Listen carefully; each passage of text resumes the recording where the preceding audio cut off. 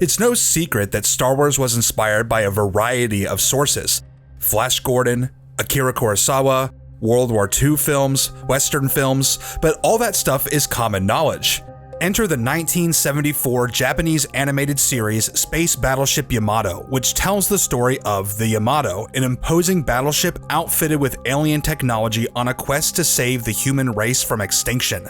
Now, the basic plot doesn't sound hardly at all like Star Wars, but there are a lot of curious details that are hard to ignore. One of George Lucas's primary motivations for creating Star Wars was simply because he wanted to see starfighter battles in the style of World War II dogfights, and it's clear that this vision had a huge effect on the genre, with a number of productions desperately trying to emulate those thrilling space battles. And at first glance, Space Battleship Yamato would seem no different. The action, the chatter between the pilots, even the editing is remarkably similar, except for the fact that Yamato was released in 1974, with plenty of time to influence Star Wars. Here's something else that you can't ignore: the character named Analyzer. He's a primary colored, feisty, rude robot with a cylindrical body, a domed head, blocky treaded feet, and all sorts of special gadgets. He has scanners and thrusters and repair tools. Now, in many ways, a robot is a robot, but the parallels to R2 are very compelling. Another point of commonality between the two productions is the characterization of the antagonists, a ruthless empire with overwhelming firepower and Nazi styling.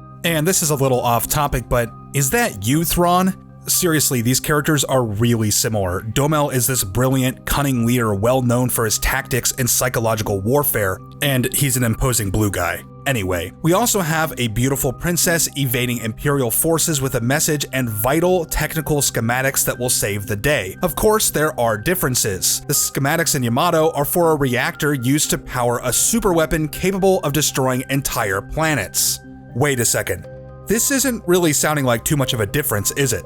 But to be fair, the superweapon in Space Battleship Yamato is in the possession of the good guys, which is decidedly less dramatic from a storytelling perspective, but nonetheless, the technology itself and its central importance to the plot is unmistakably similar. Overall, Space Battleship Yamato is filled with plot points and imagery that point to it possibly being a prominent influence behind Star Wars, even if none of the creative minds behind the original film cited it as such.